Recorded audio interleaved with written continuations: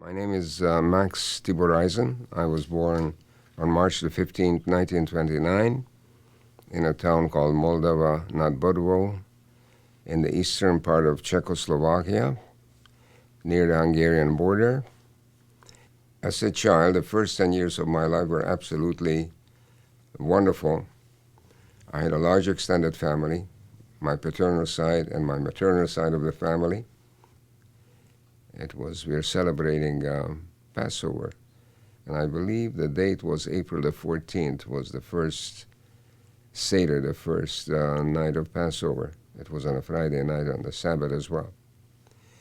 And so coming from an Orthodox family, the house was cleaned from top to bottom.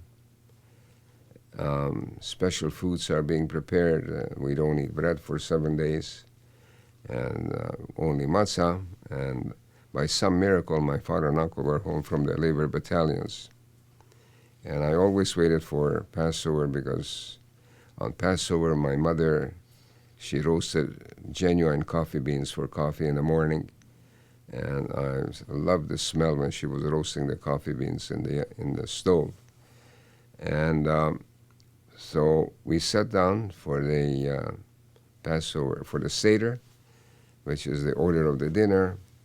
My youngest brother was asking the 4 questions. Why is this night different than any other night?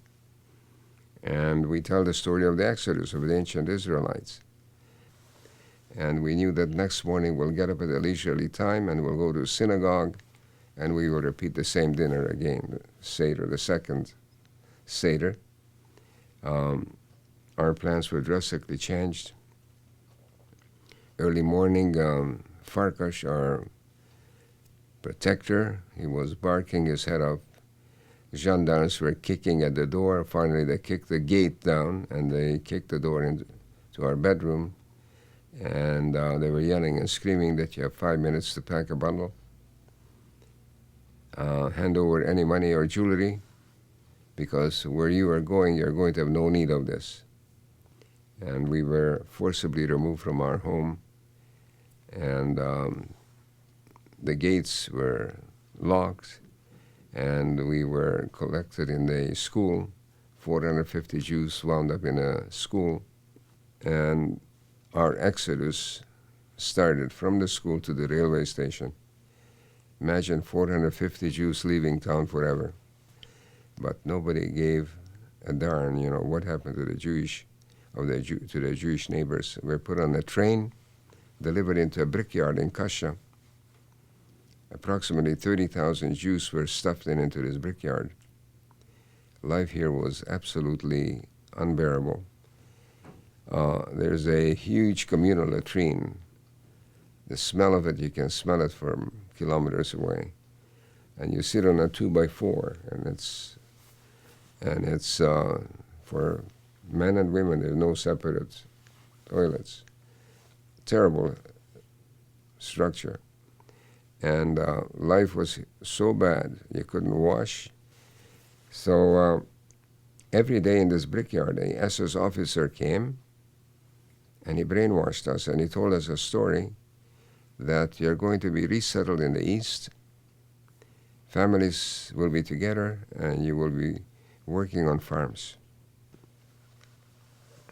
Transports are arriving, cattle cars, and we were loaded, I think, the 3rd transport, I can't recall exactly, and we thought we were going to go somewhere to work on a farm.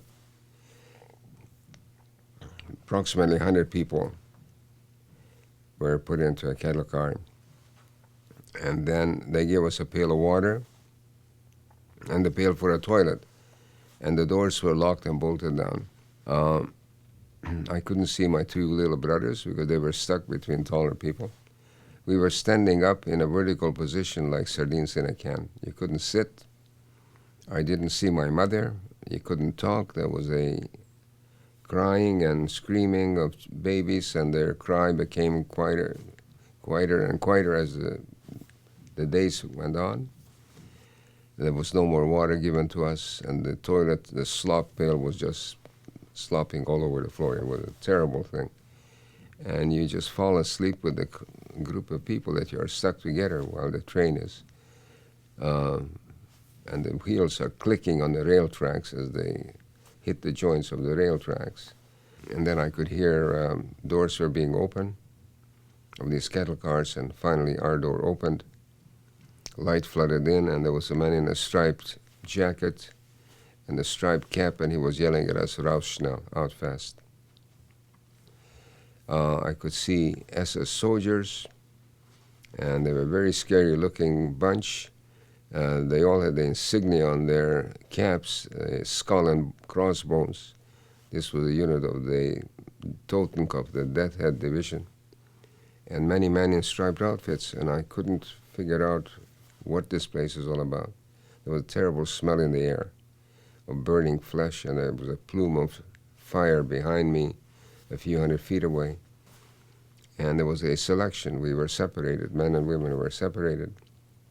There was no goodbye said. They kept saying to us that you will see your family tomorrow. They're going for disinfection. And there was an officer who was selecting people, and my father and uncle were sent to the right, and I came in front of him, and he sent me to the right. I was 15 years old. And all I remember is my mother, my grandparents, my two little brothers, my mother holding the baby, and my aunt being marched off to the left. And never saw them again. By the next day we knew that they were marched from this platform to the gas chamber or crematoria too. And we were now processed, as they said. Everything was a processing prisoners. And we were given tattooed numbers and striped outfits. Two men in the striped outfits, they brought a canister. We were given these dishes that were called schisel. It's a metal dish. And we were given a ladle of hot tea. My father was asking these men, "Are we going to see our families today?" They laughed at him. They said, "Where did you come from?"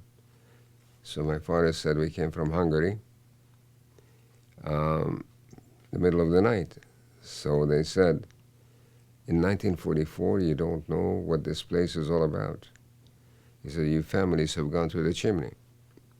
This was the lingo here.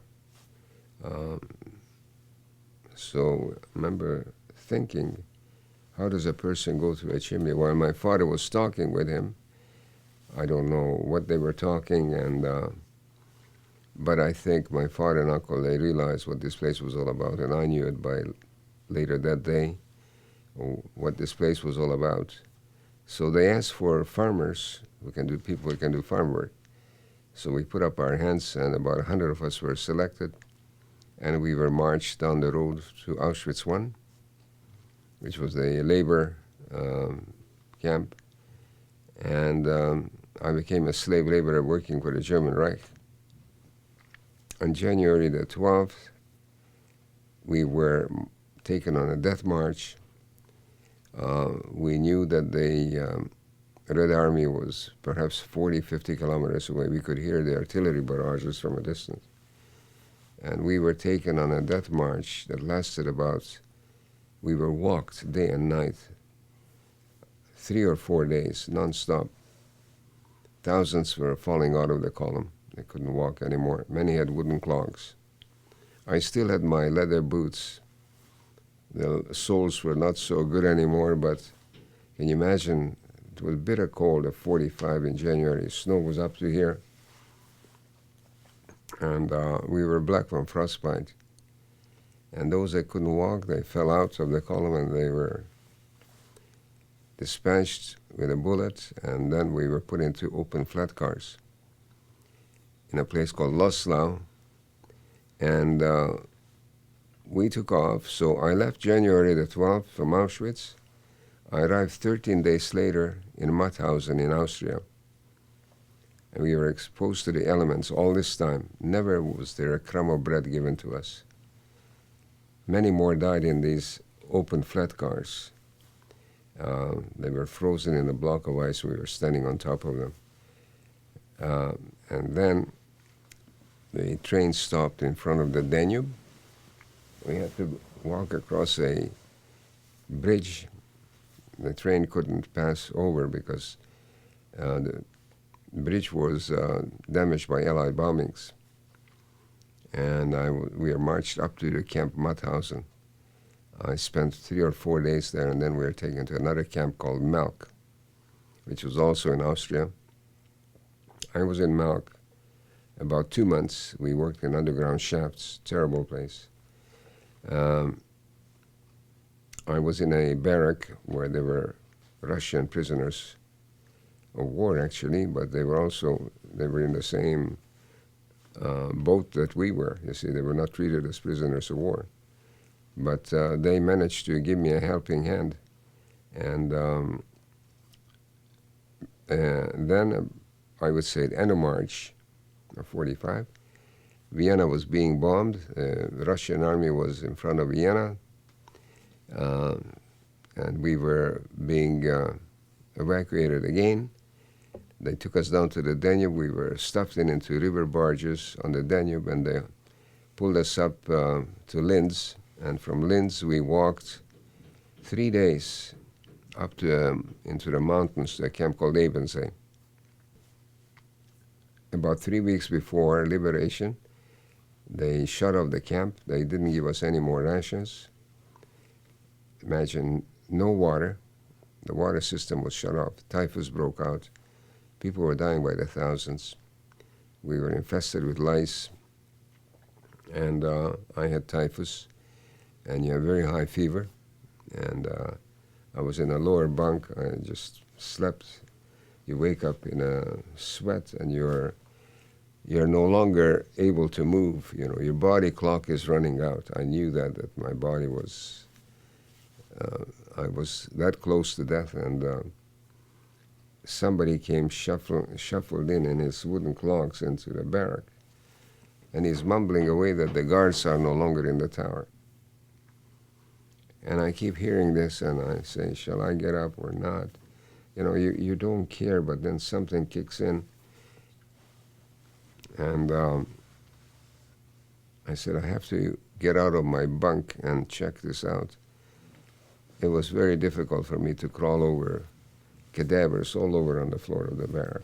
And I was out in front of the barrack, and I could see that the tower was empty, and I could see a white flag flying on the main gate.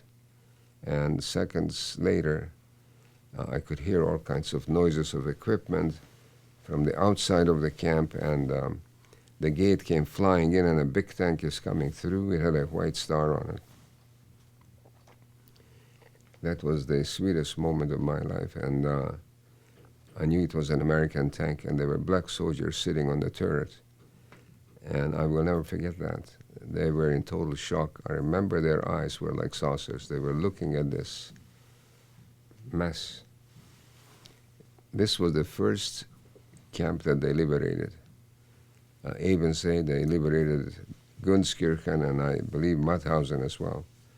But this was the first sight of a death camp. They didn't know what was behind this fence. I wound up in a hospital for a month or so, and I still wasn't well, but the camp was being liquidated, and we were brought back to Czechoslovakia on a big army truck, about 40 of us, and I was determined to go home. I had all kinds of misgivings. You know, leaving the camp itself, I was very worried. Imagine, you would think that you would be jumping and running away, but I didn't know what I'm going to meet on the outside. I was away only 1 year and 2 months, but to me it seemed that I was away a million years, because 1 second in this Auschwitz as a slave laborer seems like 1,000 years. An hour is like an eternity.